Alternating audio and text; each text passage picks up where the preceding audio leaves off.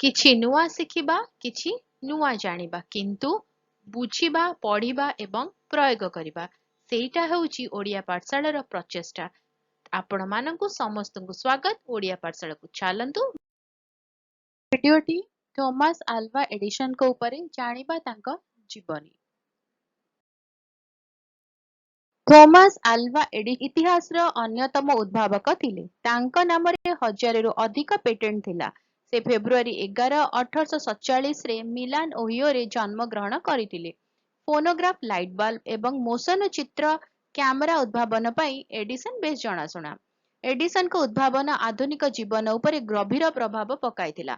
ଫୋନୋଗ୍ରାଫ, ଯାହା ସେ 1878 ମସିହାରେ ପ୍ୟାଟେଣ୍ଟ କରିଥିଲେ, ତାହା ଧ୍ୱନିର ରେକର୍ଡିଂ ଏବଂ ପ୍ଲେବ୍ୟାକ୍ ପାଇଁ ଅନୁମତି ଦେଇଥିଲା। ସଙ୍ଗୀତ ଶିଳ୍ପରେ ବୈପ୍ଳବିକ ପରିବର୍ତ୍ତନ ଆଣି ଆଧୁନିକ ଅଡିଓ ଟେକ୍ନୋଲୋଜି ପାଇଁ ରାସ୍ତା ତିଆରି କରିଥିଲା। 1880 ମସିହାରେ ପ୍ୟାଟେଣ୍ଟ ହୋଇଥିବା ଲାଇଟ୍ ବଲ୍ବର ବିକାଶ ଘରୋଇ ଏବଂ ବ୍ୟବସାୟରେ ବୈଦ୍ୟୁତିକ ଆଲୋକ ଆଣି ଉତ୍ପାଦନ ଏବଂ ଅବକାଶର ସମୟ ବଢ଼ାଇ ସମାଜକୁ ପରିବର୍ତ୍ତନ କରିଥିଲା। ମୋସନ ଚିତ୍ରରେ ଏଡିସନଙ୍କ କାର୍ଯ୍ୟ ମଧ୍ୟ ଅଦ୍ଭୁତପୂର୍ଣ୍ଣ ଥିଲା।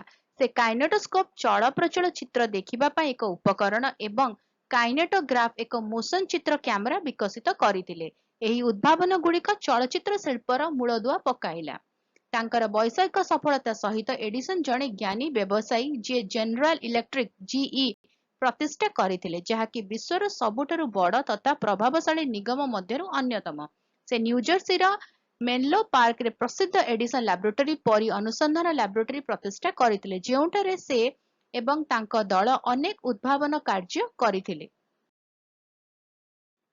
ତାଙ୍କର ସଫଳତା ସତ୍ତ୍ୱେ ଏଡିସନ ତାଙ୍କ କ୍ୟାରିୟରରେ ବିଫଳତା ଏବଂ ଅସୁବିଧା ଅନୁଭବ କରିଥିଲେ।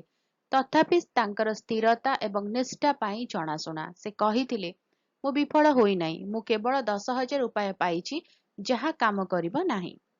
ଥୋମାସ ଏଡିସନଙ୍କର ଅକ୍ଟୋବର 18, 1931 ମସିହାରେ ଦେହାନ୍ତ ହୋଇଥିଲା। ସେ ପଛରେ ଆଧୁନିକ ଜଗତକୁ ଆକାର ଦେବା ପାଇଁ ଏକ ନବଜାଗରଣ ଛାଡ଼ିଗଲେ। ଭିଡିଓଟି କେମିତି ଲାଗିଲା ମୋତେ କମେଣ୍ଟ କରିକି ଜଣାଇବ। ଯଦି ଭଲ ଲାଗିଲା ଭିଡିଓ ଟିକେ ଲାଇକ୍ କରିଦେବ। ଭିଡିଓ କାହା ସହିତ ସେୟାର କର। ଚ୍ୟାନେଲ ଯେଉଁମାନେ ଭିଡିଓ ଦେଖୁଛନ୍ତି, ଆମ ସହିତ ଯୋଡ଼ିବା ପାଇଁ ଚାହୁଁଛନ୍ତି, ଚ୍ୟାନେଲକୁ ପ୍ଲିଜ ସବସ୍କ୍ରାଇବ କରି ବେଲ୍ ଆଇକନ୍ ପ୍ରେସ୍ କରି ଅଲ୍ ନୋଟିଫିକେସନକୁ ଅନ୍ ରଖିଥାଅ। ଭିଡିଓ ଅପଲୋଡ ହେଲେ ନୋଟିଫିକେସନ ପହଞ୍ଚିବ, ମିଶିକି ପଢିପାରିବା, ଜାଣିପାରିବା ଏବଂ ବୁଝିପାରିବା। ତାହେଲେ ଦେଖା ହବା ଆଗାମୀ ଭିଡିଓରେ। ଭଲରେ ରୁହ, ସୁସ୍ଥରେ ରୁହ, ମୋତେ ଅନୁମତି ଦିଅ। Bye bye.